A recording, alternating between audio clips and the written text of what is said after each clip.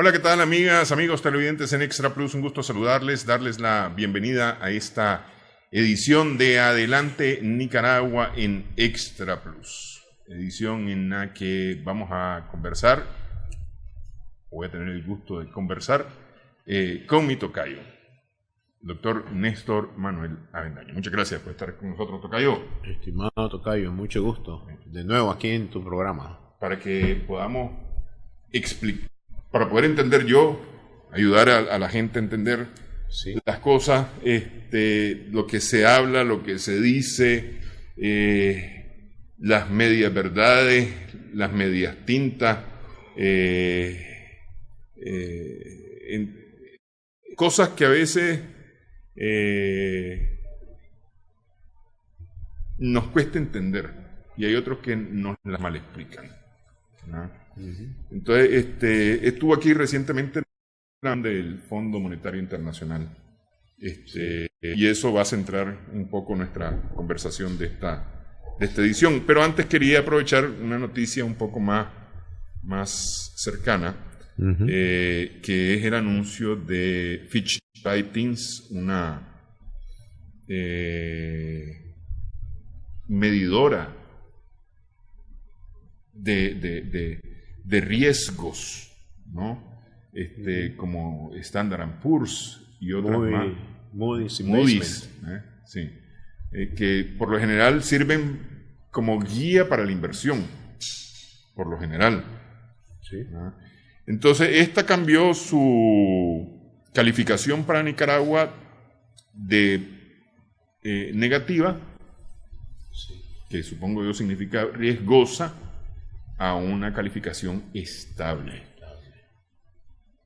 Después, en un momento, hablamos acerca de las implicaciones. ¿Qué significa eso de ser negativo, ser positivo, ser estable? No sé si existen otras calificaciones. Bueno, estamos en la misma escala del riesgo, pero hay riesgos B, riesgos W, con un signo más o menos, o sin signo estable. Cuando es más, es que estás tratando de salir de ese piso de riesgo. Sí. Subir al superior. Y si es W menos, es que ya estás dispuesto a saltar a bonos basura, pues, o sea, a lo que no sirve. Por supuesto, estábamos entre el negativo y el positivo. Estamos estables. O sea, nos hemos alejado del riesgo de caer más y nos estamos acercando al nivel de riesgo por el cual podemos subir después. Esa es prácticamente la interpretación de estos signos con las letras. Ya los A, AAA, A y yo te diría AA. El AAA es estrella. Incluso Estados Unidos lo bajaron una vez el AAA y lo dejaron con AA. Recuerdo hace unos cuantos años atrás. Pero eso es lo que te deja ese concepto de estabilidad. Te deja en el punto medio de un piso de esa pirámide de riesgos. O sea que Nicaragua no muestra ni mejoras ni empeoramientes en el corto plazo. Eso es estable. ¿Y eso qué significaría para un inversionista? Porque esto es básicamente para inversionistas. Es decir, nosotros en Nicaragua, los ciudadanos comunes y corrientes no nos comemos eso con nada. Porque nuestra realidad es otra. Eso es para ponerle precio a los bonos, para ponerle la tasa de interés, de riesgo. Eso indica al inversionista el nivel de riesgo. Entonces, sí, pero estar en un nivel de riesgo tan elevado al que hemos llegado, una estabilidad, en vez de empeorar o de mejorar la situación, no es atractivo para ningún inversionista. Por lo menos los que ya están dentro respiran un poco más tranquilos porque no se está hundiendo. O tienen menos probabilidades de perder. De perder, o no hay deterioro de esa confianza que ya está en gran parte muy Sí, o sea, no hay destrucción de la confianza. O sea, sigue golpeada. Y por lo menos se sienten un poco tranquilos, pues, por su inversión, su capital traído al país. Ha habido una fuga de capitales muy importante en el país. Pero el hecho de que las reservas internacionales del país, el hecho de que hay una pequeña muestra, 3 meses de incrementos en los depósitos en moneda extranjera y en Córdoba, hay expansión ya del medio circulante, pero eso era obvio esperarlo. Ya estamos prácticamente en la gran demanda estacional de dinero de fin de año. Creo que la tasa de crecimiento interanual del medio circulante u oferta de dinero en este momento o a finales de octubre era del 15% positivo, cuando había sido negativa prácticamente desde esa variación interanual desde el año pasado, mayo, junio. Eso te dice, hay más movimiento económico, incluso por el nivel de gasto se toma la presión del enfermo. Si está gastando más es que hay mejor desempeño. Pero hay una cuestión interesante. No dicen, lo dan a entender como si ya Nicaragua entró en esa vorágine de gasto. Es muy estacional. Y eso debe tener un poco de ética cualquier calificador internacional. Porque después del excesivo gasto que vamos a ver en este fin de año, viene una contracción monetaria después que hace crujir la alegría de fin de año. En ese sentido, todo el mundo se queda callado. Sí. Y yo no creo que ese es un buen mensaje, de decirle a la población, vamos bien, a sabiendas que es algo muy estacional, muy temporal. Creo que hay señales que te reflejan esa estabilidad. Por ejemplo, hubo una reforma tributaria que elevó inflacionariamente los impuestos del Estado. Cuando dijeron que había crecido 4.000 millones de Córdoba en los impuestos por producto de la reforma en el segundo trimestre, o al mes de mayo o junio, por ahí.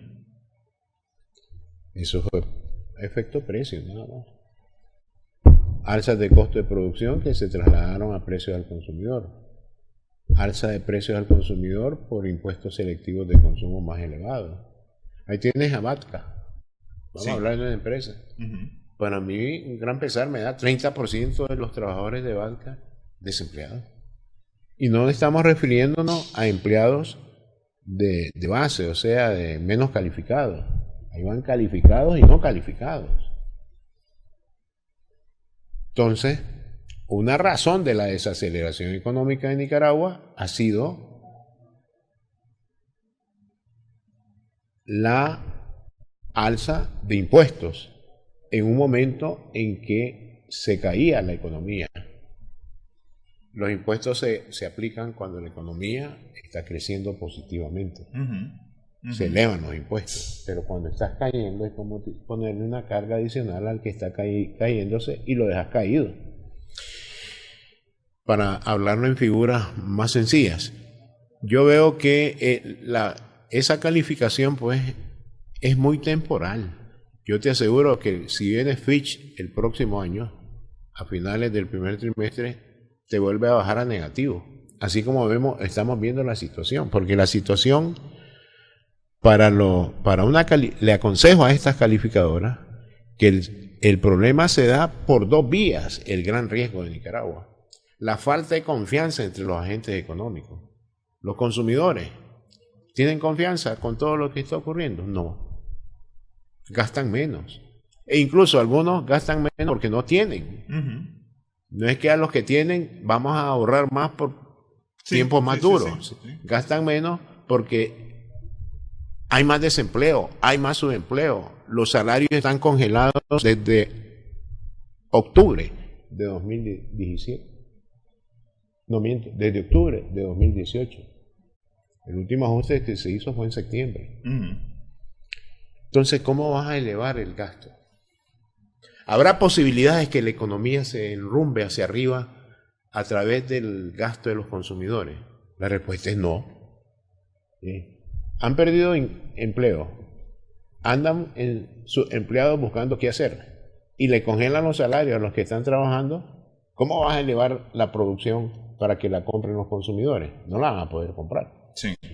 Se podrá elevar la producción vía inversión. Aquí se puede la inversión extranjera directa. ¿Cuándo va a regresar? Cuando haya confianza. Y la confianza tarda en recuperarse.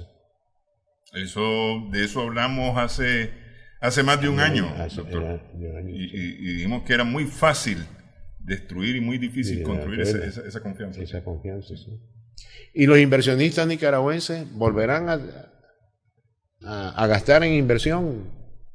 Los empresarios expandirán sus plantas productivas. En esta situación no hay confianza. Por lo tanto, se pregunta, ¿podrá crecer la economía vía inversión? ¿Inversión privada? No.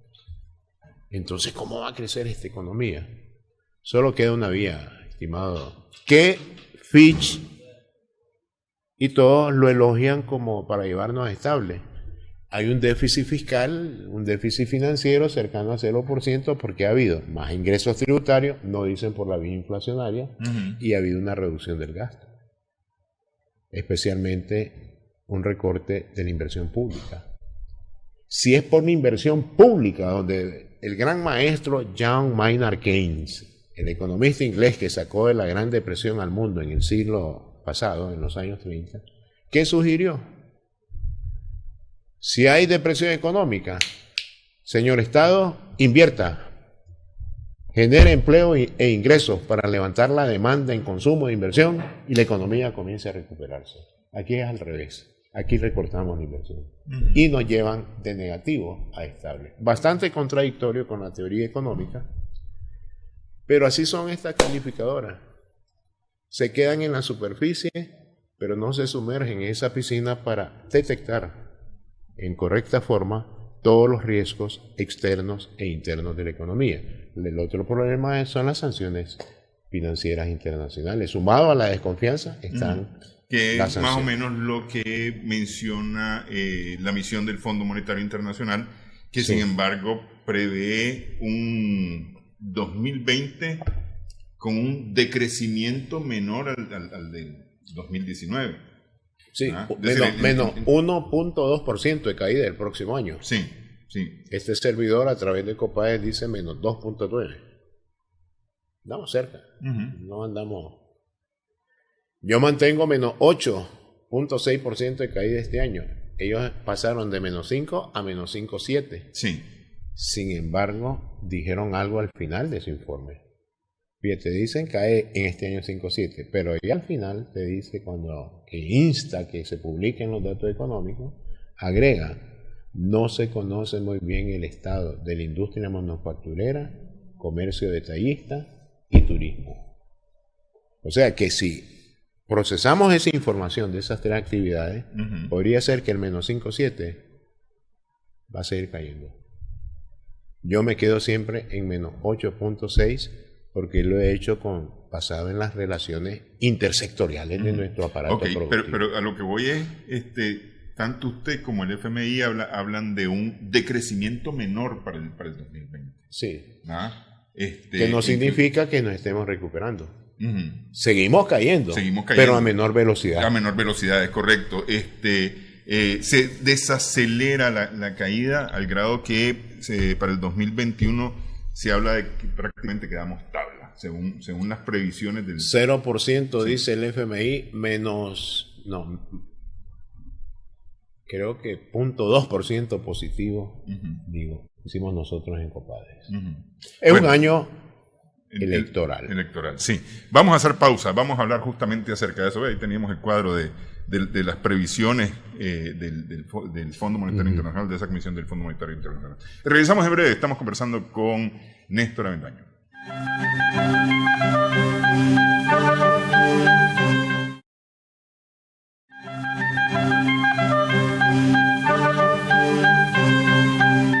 Seguimos en adelante. Nicaragua en Extra Plus el 20 de noviembre publicó una declaración al término, el FMI publicó una declaración al término de la misión sobre la consulta del artículo 4 de 2019 acerca de la visita a Nicaragua. ¿Qué cosa es el artículo 4? Evaluar la economía. Todos los países miembros del FMI, todos los países socios del FMI. Nicaragua es un país fundador del FMI. Allá, cuando se levantó este organismo internacional de las Naciones Unidas. El FMI pertenece a las Naciones Unidas.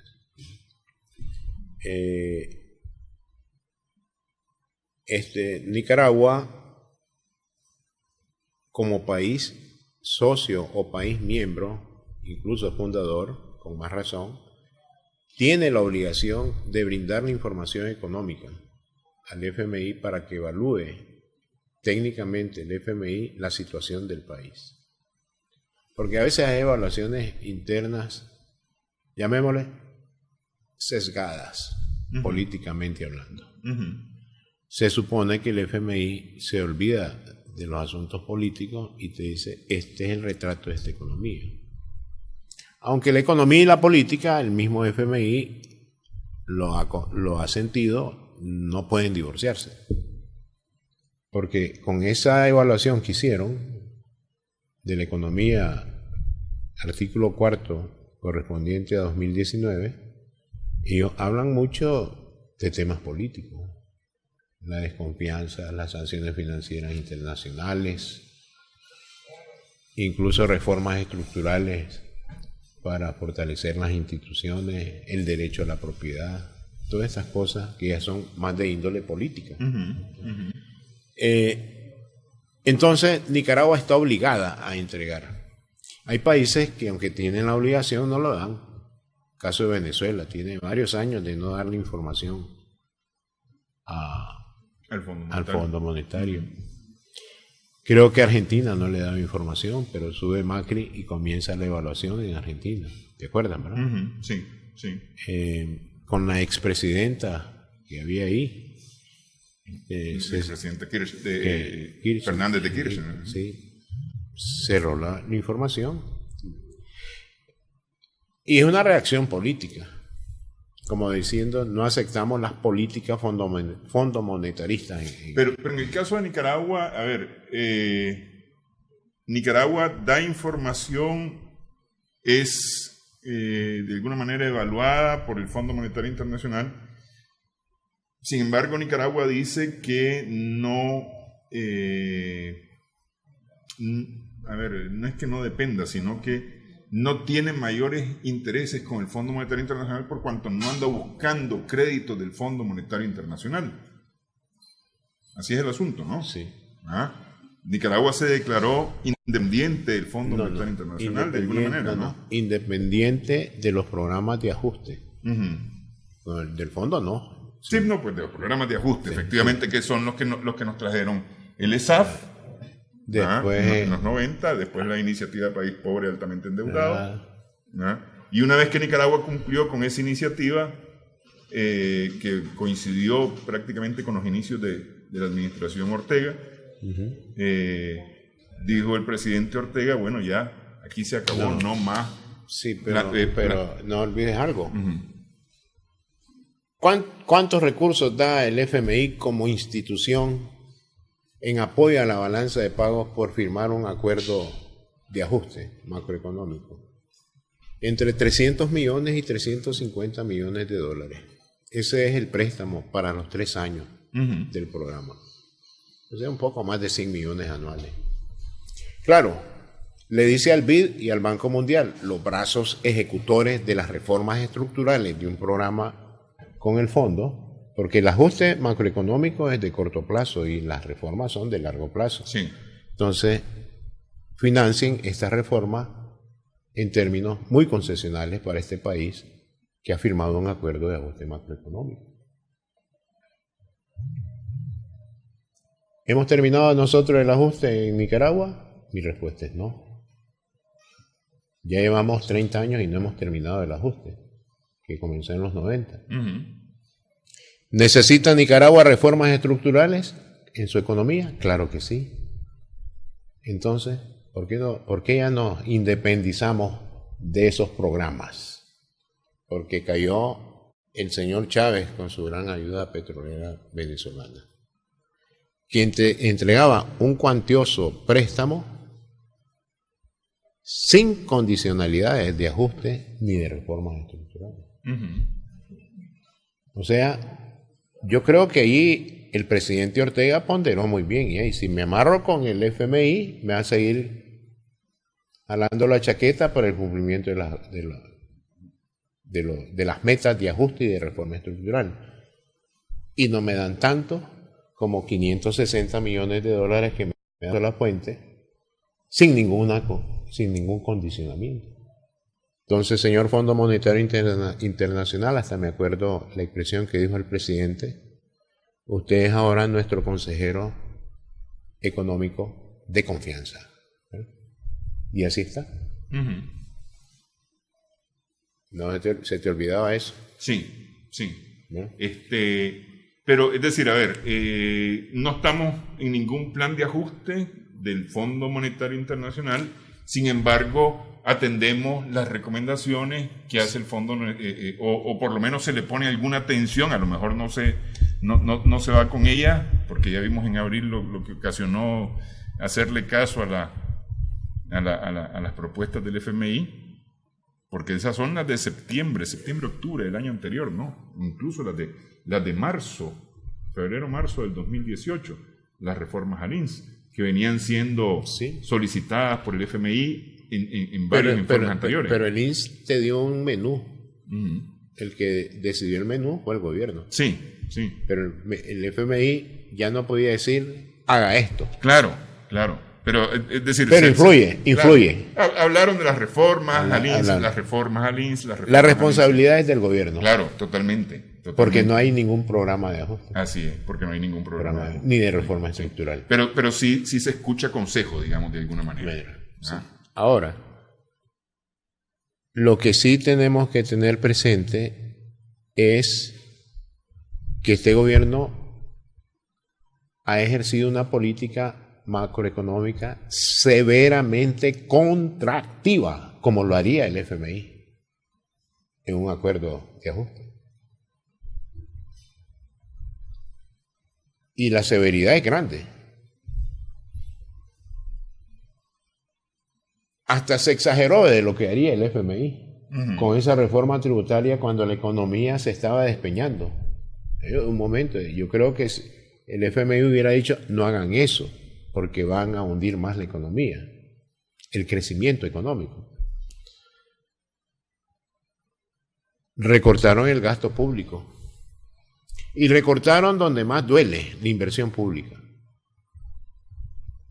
En vez de aligerar la formulación, presentación de proyectos y hacer uso de los recursos multilaterales que se estaban contratando, especialmente con el BCE, bueno, ahí se contrataron casi un mil millones de dólares, pero ¿por qué se ejecuta poca inversión? El BID, Banco Mundial, nos caen las sanciones financieras. Entonces, para elevar la inversión pública, que es la vía del crecimiento, en mi opinión, para nuestro país, previamente hay que resolver el tema de las sanciones, pero es una decisión del gobierno, no es una decisión de otra persona en el problema. Es ir a resolver el problema con Washington, para hablar dando ejemplo de lo que se está haciendo acá. Y a propósito, ayer extendieron por un año más, ¿viste la noticia, verdad? Sí. El tema de la NICAAT. ¿Qué pasa en la política monetaria? Mira, aquí dieron como una gran proeza banquera central el hecho de que se mantuvo la estabilidad. Yo estoy de acuerdo que eso se lo digan. No estoy de acuerdo ni que se lo digan a los que no son economistas. Hay que decir la verdad. ¿Qué pasa cuando se van los depósitos en dólares de la banca? 1.300 millones de dólares. ¿Qué pasa? Esos 1.300 millones no los tiene la banca porque los ha conseguido en préstamos. ¿De acuerdo, verdad? Por la libre convertibilidad de la moneda, que es la columna central del modelo económico que se ha desarrollado hasta hoy, y ojalá que no cambie, el Banco Central obligado a vender divisas a los bancos para que entregaran los depósitos. ¿Con qué moneda compraron los dólares los bancos? Con córdobas. Sí. Se cayeron las reservas, se cayó la base monetaria, porque los córdobas regresaron a las arcas del Banco Central, mientras los dólares se iban de las arcas del Banco Central. Entonces, dividir reservas entre la base monetaria se mantuvo constante, pero en niveles de crecimiento demasiado bajos y negativos. Sí. Entonces, hubo una fortaleza de la política monetaria para contener los graves desequilibrios y garantizar la estabilidad macroeconómica. ¿Cree que eso es cierto? No, es resultado de una división aritmética. Cayó el numerador y cayó el denominador, y por lo tanto, en la misma magnitud, y por lo tanto, el resultado se mantuvo constante. A ver, para ponerlo claramente, hubo prácticamente una, ¿cómo es que se llama? La fracción divide, se simplificó de alguna manera. Se simplificó, el numerador fue menor y el denominador fue menor en la misma proporción. Sí. Es decir, y se mantuvo. En vez de decir 3/9, dijo 1/3. No, bajó más que eso. No, por eso le digo. Es que 3/9 es igual a 1/3. Por eso. Entonces, pero se bajó de 1/3 sí. En ese caso. O sea, perdón, se mantuvo constante, correcto. Ahora, tienes razón, me estaba equivocando. Sin embargo, el FMI no reconoce algo. Y yo, si hubiera estado en los corredores públicos, como pasé 26 años en 5 gobiernos de este país, yo hubiera exigido a la misión técnica del FMI que reconociera la disciplina sólida del gobierno en no emitir dinero en forma inorgánica. O sea, en no emitir dinero sin reservas internacionales. Eso quedó al margen de esa declaración. Eso sí, esa sí es la verdadera razón por la cual se mantiene la estabilidad macroeconómica. No es porque manejamos adecuadamente la base monetaria, las reservas, las tratamos de cuidar al máximo a pesar que se fueron, pero se les olvidó eso. Entonces, hay una parte en la que hablan acerca de justamente el papel del sector público, ¿no? O del gobierno. Dice que las políticas monetarias y financieras se flexibilizaron durante el 2018-2019 y esto fue respuesta, dice, a la desafiante situación macroeconómica del país. Se flexibilizaron. Se flexibilizaron, dice el FMI. Si quiere, hacemos pausa y hablamos un poco acerca de estas otras visiones o estas visiones que pone el FMI en su informe y las perspectivas de futuro según esta misión. Regresamos en breve.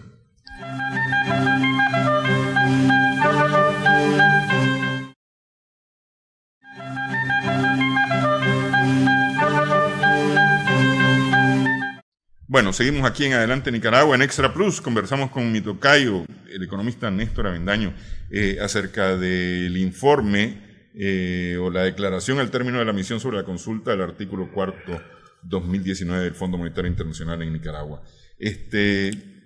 Decíamos que hay un punto, el punto 5, que fue el que comentamos al cerrar la parte anterior del programa, en respuesta a la desafiante situación macroeconómica.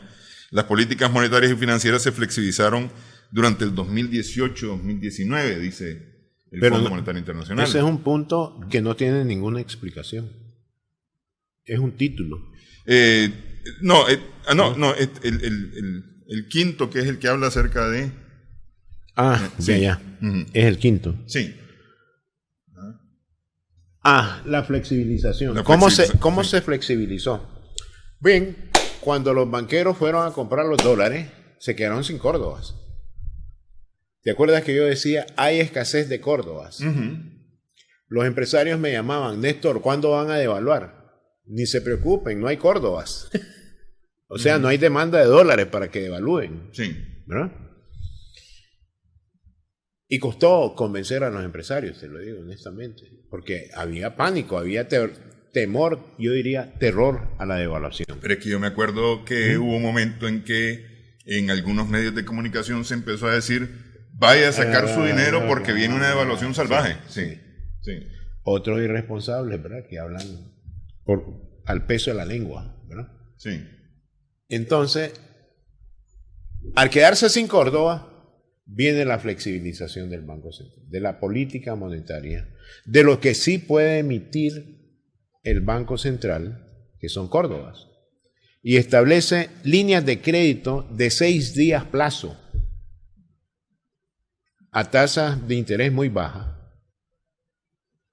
para que los banqueros llegaran a contratar crédito poniendo de garantía los títulos públicos emitidos por el Banco Central o el MHCP para garantizar la recuperabilidad de esos préstamos. Y eso funcionó bien. Agrega el Banco Central, les voy a reducir la tasa de encaje legal sobre los depósitos en Córdoba. Ya no es 15% semanal, sino 13% semanal. Le bajó 2 puntos. ¿Con qué propósito se hizo? Preguntaron los periodistas. Para que atiendan las necesidades crediticias de las actividades económicas. ¿Ocurrió eso? No. ¿Por qué?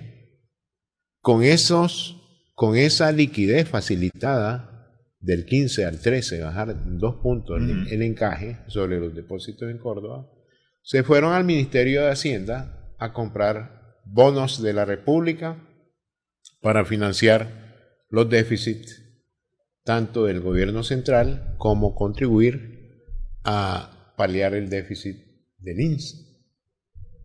Entonces, a eso se le llamó la flexibilización. Cuestión que funcionó. Pero te voy a decir, ¿por qué se menciona ahí para garantizar algo la política monetaria, algo así? A ver, ya lo voy a decir. Habla acerca de, creo que es el punto 3, las fortalezas acumuladas y una respuesta decidida en materia de política macroeconómica por parte de las autoridades frente a muy difíciles circunstancias contribuyó a evitar un espiral económico y financiero descendente. Dice el punto 3 de los antecedentes, ¿no? Te cuento, hay algunos funcionarios públicos leen eso y no lo entienden. No es que lo diga, es tan enrevesado ahí el lenguaje técnico que yo le voy a decir, que yo le preguntaría al FMI, ¿cuál es la fortaleza? ¿Dónde está esa fortaleza? Para no irnos más abajo. Si nos fuimos abajo, ¿cuál es la fortaleza? ¿Cómo podemos hablar de una política monetaria sólida, que ya te dije que fue resultado de una división en el numerador y en el denominador? ¿Cómo podemos hablar de una política monetaria sólida si el Córdoba, nuestra moneda de curso legal, solo ocupa el 20% del mercado monetario? Aquí el problema estaba en los dólares. El 70% de la liquidez global está en billete verde. El 20% en Córdobas y el 10% en Córdobas con mantenimiento de valor, que es un dólar disfrazado. A eso yo no le llamo fortaleza de la política monetaria. Nos dimos cuenta, estimado tocayo, que con esta crisis política que surgió en abril, la excesiva dolarización de la economía era un talón de Aquiles para la propia economía de Nicaragua. Nosotros no emitimos Córdoba, se fueron los dólares. ¿Y cómo rescatamos a los bancos de un posible desplome? se tuvo que desprenderse de las reservas en el Banco Central. Y eso no se ha recuperado. Habían más de 3.000 millones de dólares en reservas antes de la crisis. Hoy es 2.200 millones. ¿Cómo acelerar la tasa de crecimiento de las reservas? Se fue la inversión extranjera directa, que era una de las principales fuentes que aumentaban las reservas internacionales en el país. Se fue parte de la cooperación oficial que también ayudaba a fortalecer las reservas internacionales del país. Lo único que crece, estimado tocayo, son las remesas. Pero las remesas son insuficientes, son 1.600 millones. En términos netos, y es aquí donde yo digo que hay que saber ponderar y leer bien ese informe, porque no lo señalan. Antes de la crisis aquí entraban cercano a 3.000 millones de dólares, entre 2.500 y 3.000 millones de dólares, el flujo neto de recursos externos a este país. ¿Ahora cuánto entra? 1.500 millones. Netos. Y cuando digo netos, restando las salidas de capitales, restando los pagos de deuda externa, principalmente, queda neto 1.500 millones de dólares. O sea, Nicaragua está recibiendo liquidez externa equivalente a la mitad de lo que recibía antes de abril de 2018. Eso no se menciona en esto. Por eso me llama la atención cuál fortaleza de política monetaria. Si aquí el Córdoba es una moneda marginal en el mercado interno. Yo leo entre líneas esta evaluación. Y cuando la leo entre líneas, descubro que se obviaron algunas cosas y se dejaron dispersos los verdaderos consejos que le deja la dirección, que le deja esta misión técnica del FMI al gobierno. Porque se menciona como 6 o 7 consejos al final del reporte. Sí, efectivamente. Pero ¿cuál es el verdadero consejo? Si quieres, podemos entrar a ello. Sí, no, hablemos de esto, pues, porque es decir, hablan que el principal desafío para el 2020 y en lo sucesivo es mantener el curso para preservar la estabilidad macroeconómica y financiera. Es decir, yo entendería continuar haciendo lo mismo que se está haciendo en este momento. Ese es el pensamiento monetario. Pero te voy a decir, cuando tú lees eso, es un cansancio leerlo. Pero es ahí donde hay que leer entre líneas para captar qué es lo que te quiere decir. Y yo llego a la siguiente conclusión.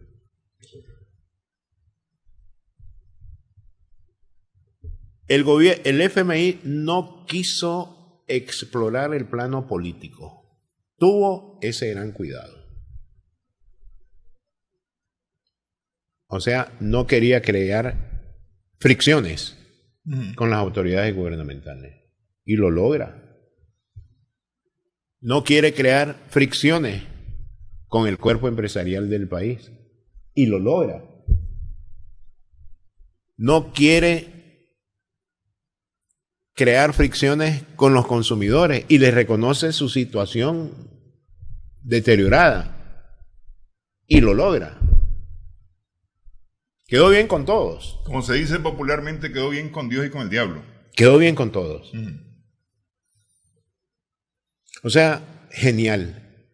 Mantuvo el equilibrio en la cuerda tensa. Pero no funciona para mucho. Es decir, mantener ese equilibrio no funciona. Quedar bien con todos no necesariamente es lo mejor.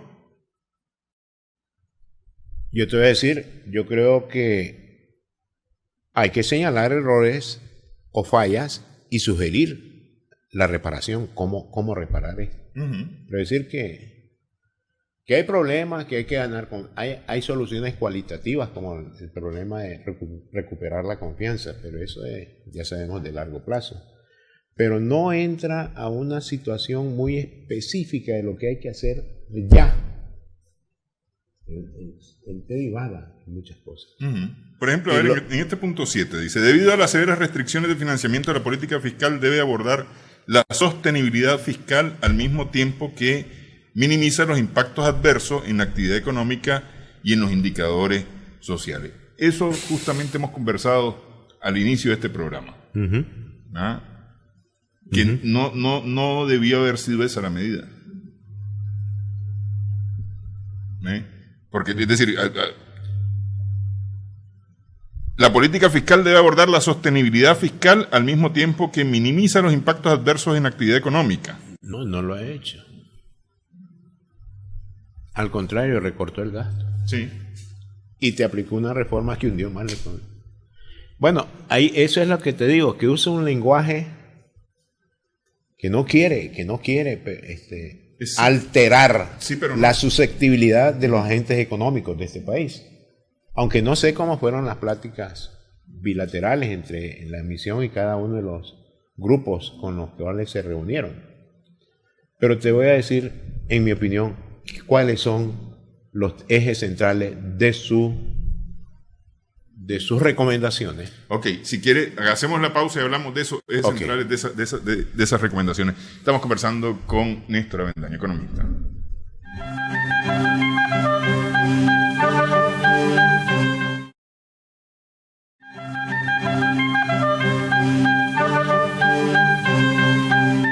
Seguimos en Adelante Nicaragua, conversamos con Néstor Avendaño, tocayo, economista.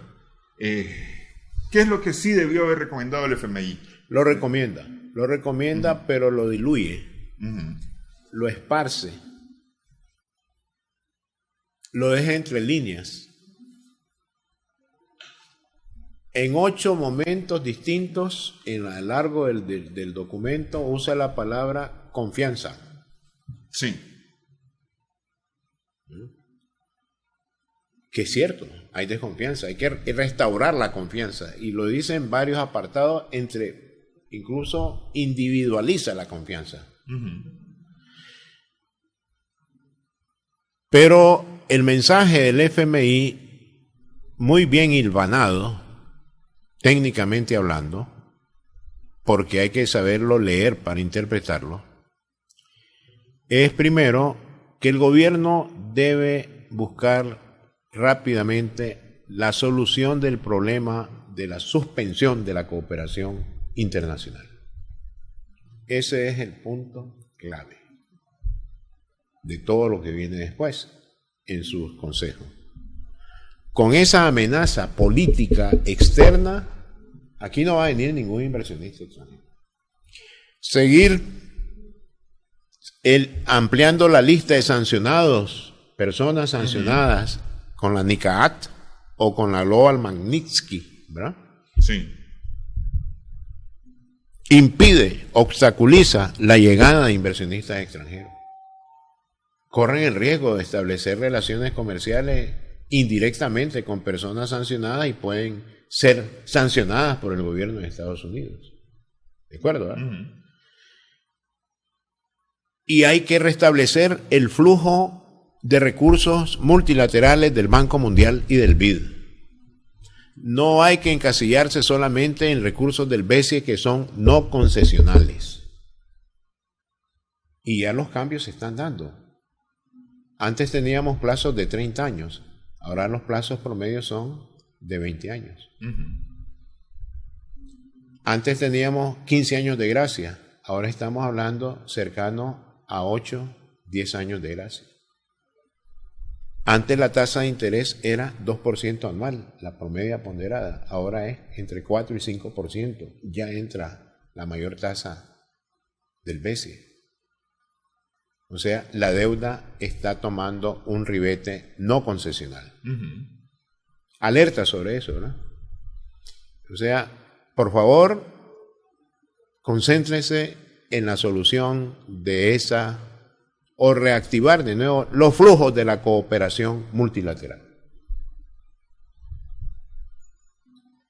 Pero eso es tema político. Claro. Pero ellos lo ven desde el punto de vista económico. la afluencia de los recursos. Pero evidentemente están valorando la parte política. Sí. Sí. Entonces, si se resuelve el problema en las sanciones internacionales, financieras internacionales, y las sanciones internacionales como tal, porque hasta las personas enlistadas perjudican la llegada de la inversión extranjera, vamos a tener la normalización de la cooperación internacional que tenía Nicaragua antes. Eso lo dejan a entrever, no lo dicen como lo estoy diciendo yo aquí ahorita, sino ellos enfatizan en varios apartados de sus recomendaciones, y yo logro captar que esa es la primera de las 3 conclusiones de consejos que ellos hacen. ¿Cuál es la segunda? Bueno, señores, hay que revisar la reforma tributaria. Fíjate que te lo dejan como consejo, pero en el análisis del diagnóstico no la mencionan como una promotora de una mayor caída de la producción de bienes y servicios en este año. No te la reconocen como un factor de caída, pero te dejan una recomendación ahí al final. Por favor, revisen la reforma tributaria. Que están esperando la evaluación oficial que va a presentar el gobierno al respecto.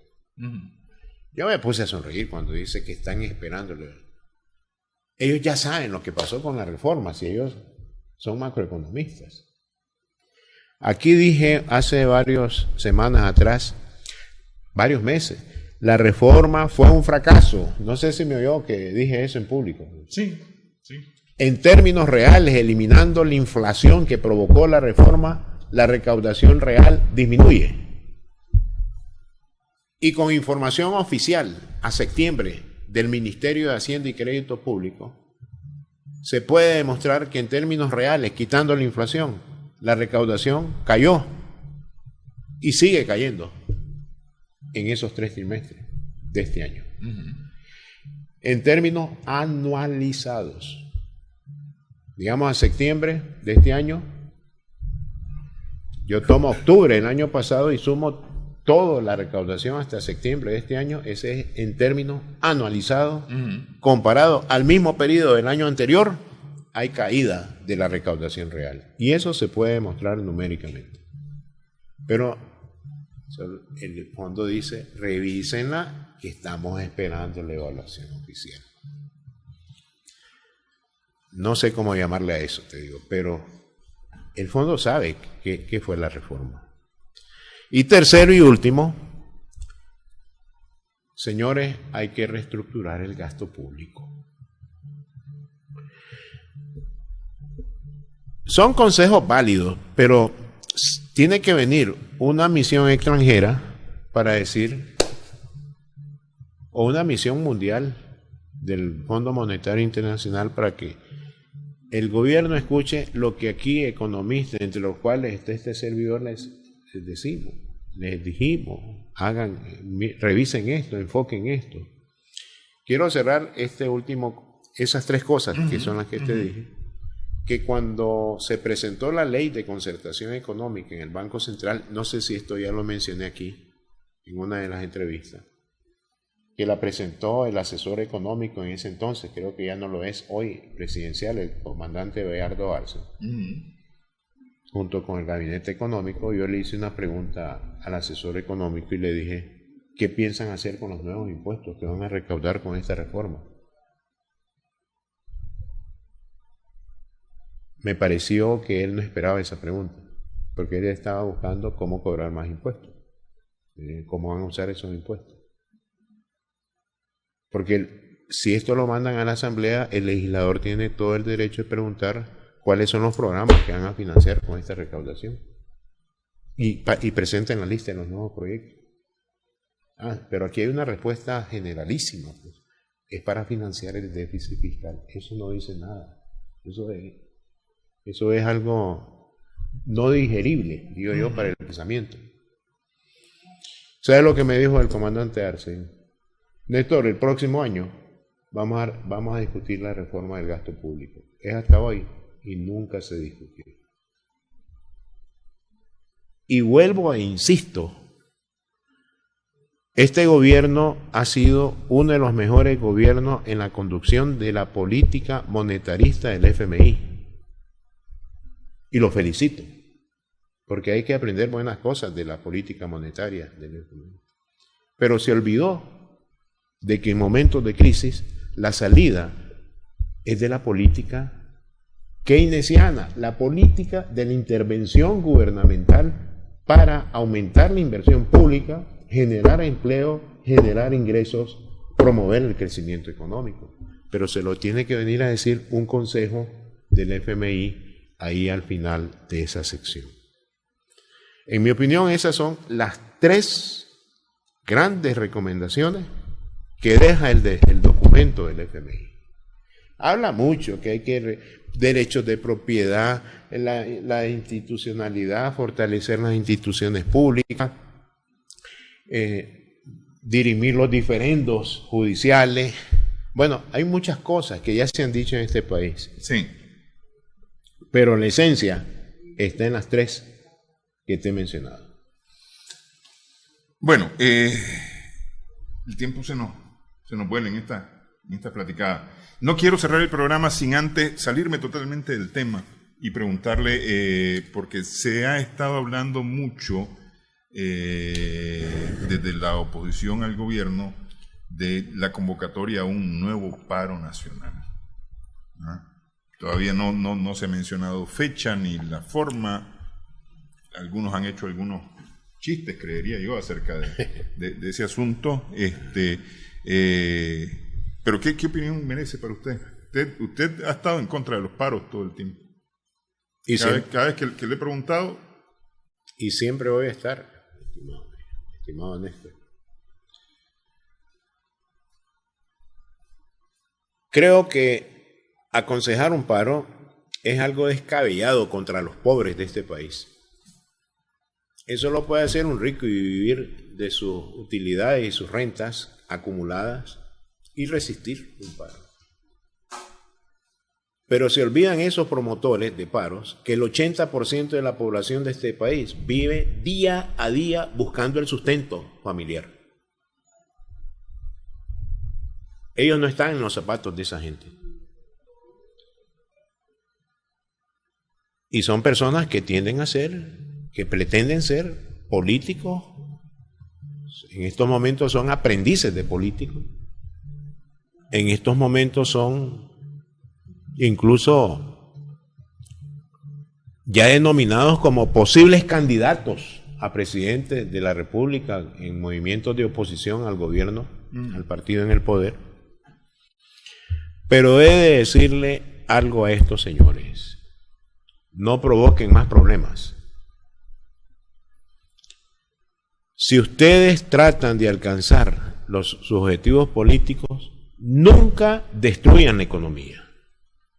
Hay que proteger la economía. Así como vemos que el FMI dice que se está protegiendo muy bien las reservas internacionales, que incluso quiere protegerlas más, pasar de 5 a 10 meses de importaciones CIF, y en el momento actual son 4.